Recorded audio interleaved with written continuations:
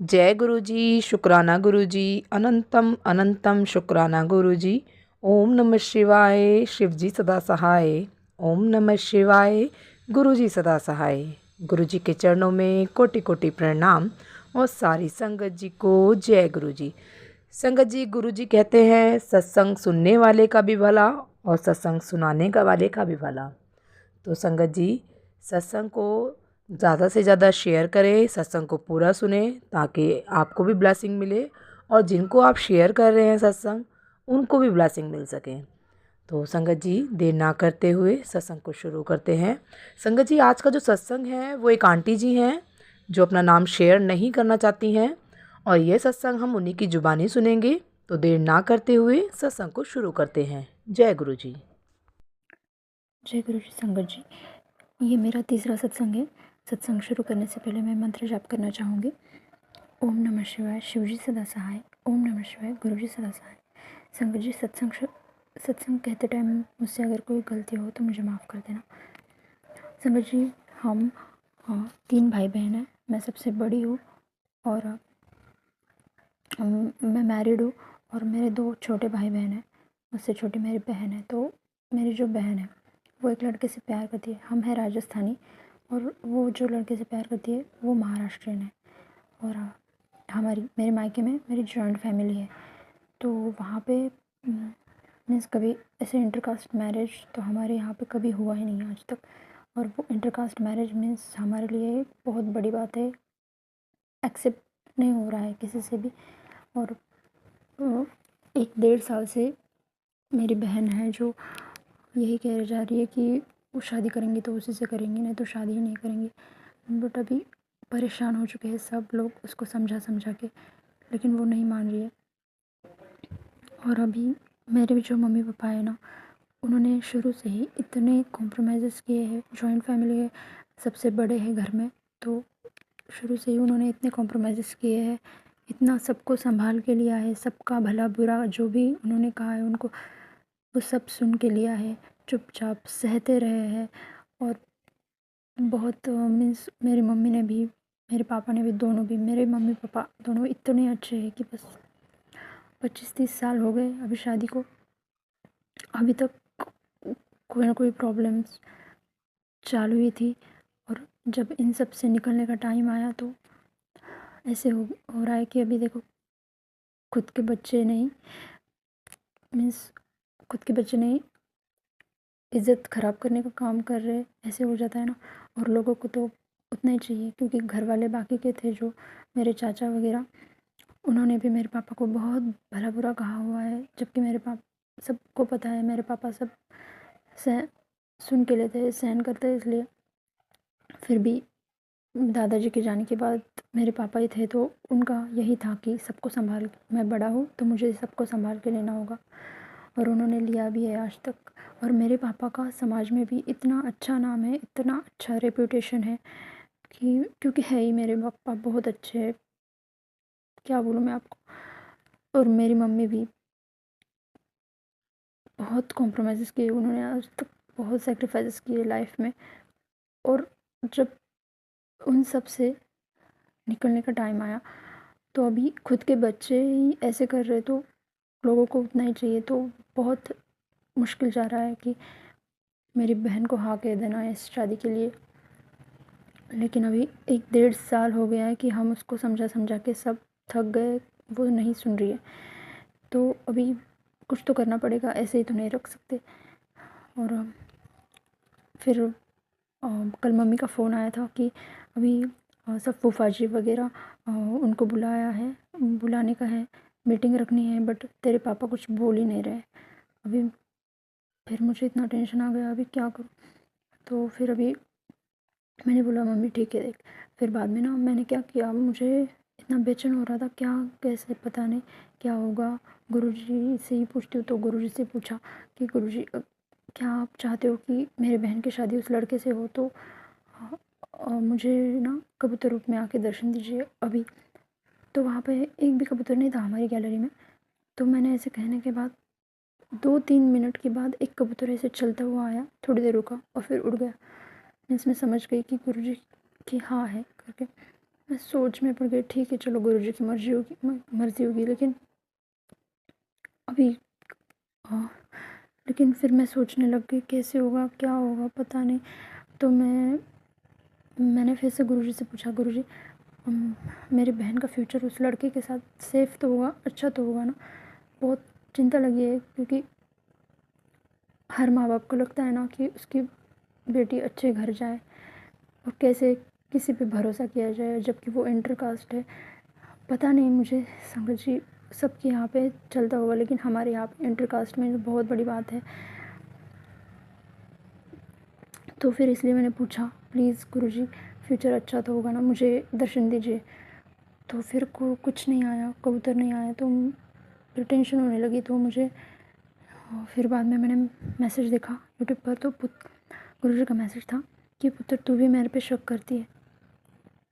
फिर उसके नीचे और एक मैसेज था कि मैं न जात देखता हूँ, न धर्म, न ऊंचा न नीचा, और ऐसे पंजाबी में था, और उसका मतलब था मीन्स मैं सिर्फ इंसान दिखता हूँ, ऐसे था। तो फिर थोड़ा चैन आ गया। मैंने सोचा चलो ठीक है, अभी गुरुजी की हाँ है तो बस गुरुजी तो सब कर ही देंगे।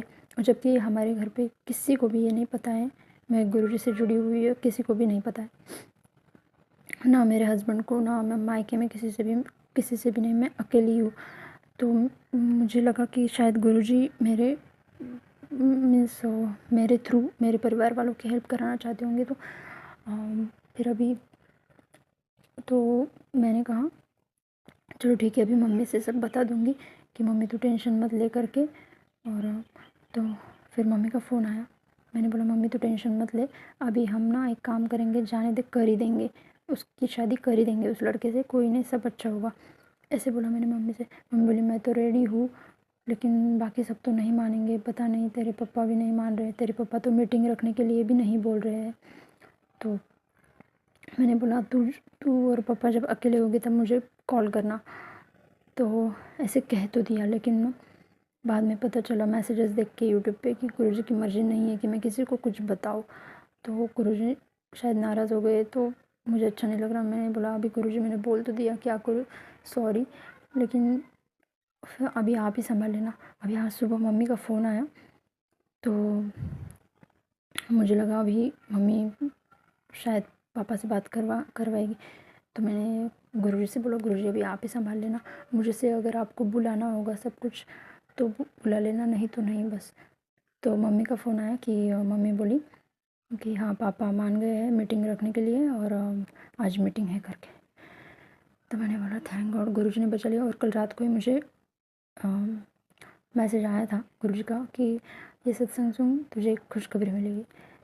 तो यही खुशखबरी है कि बस पापा भी मान गए मीटिंग रखने के लिए, और अब जब गुरुजी ने यहाँ तक संभाल ही लिया है तो आगे भी संभाल लेंगे, जो करना है वो करा ही लेंगे।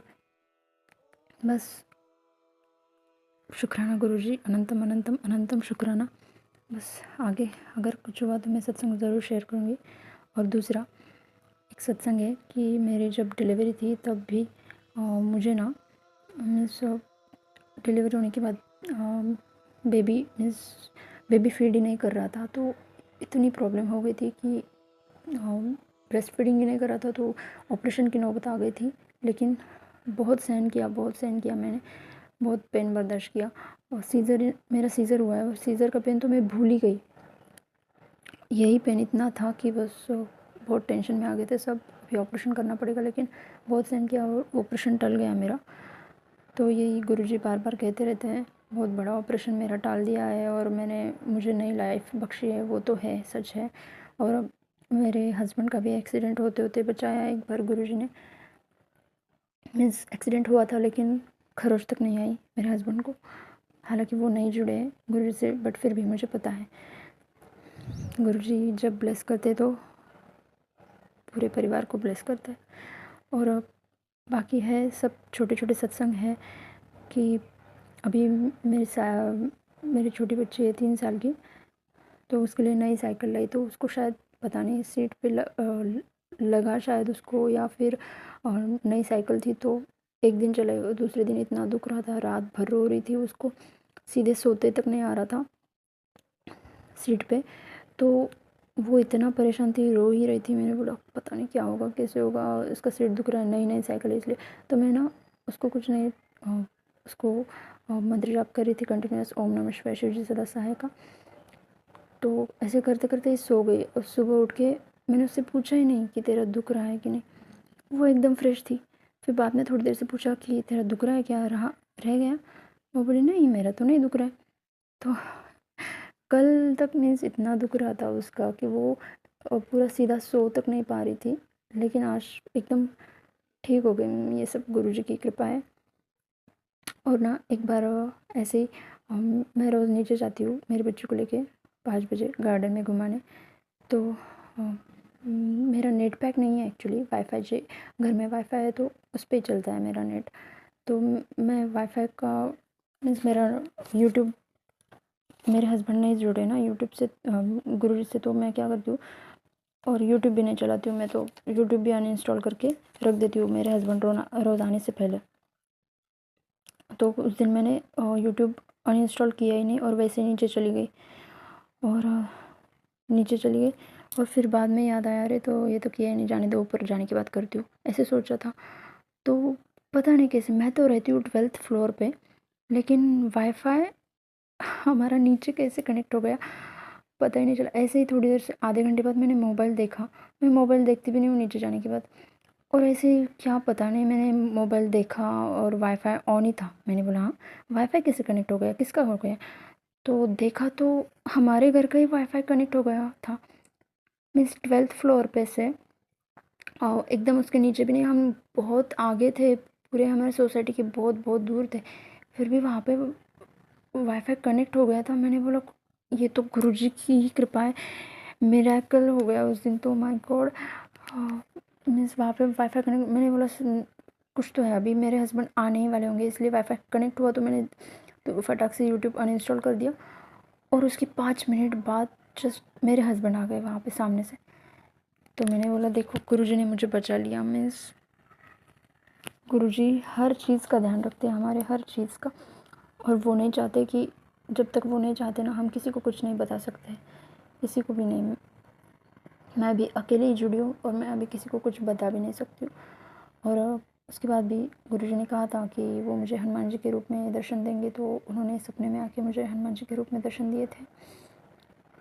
और ऐसे ही छोटे छोटे सत्संग हो रहे हैं। बस एक अरदास लगाई है गुरुजी से, जब वो हो जाएगी तो वो भी सत्संग ज़रूर शेयर करूँगी। शुक्राना गुरुजी, अनंतम अनंतम अनंतम शुक्राना। ओम नमः शिवाय शिवजी सदा सहाय, ओम नमः शिवाय गुरुजी सदा सहाय। संगत जी, यदि सत्संग पसंद आया हो, सत्संग को लाइक करें, चैनल को सब्सक्राइब करें। सत्संग बोलने में कोई भूल चूक हो गई हो तो कृपया क्षमा करें।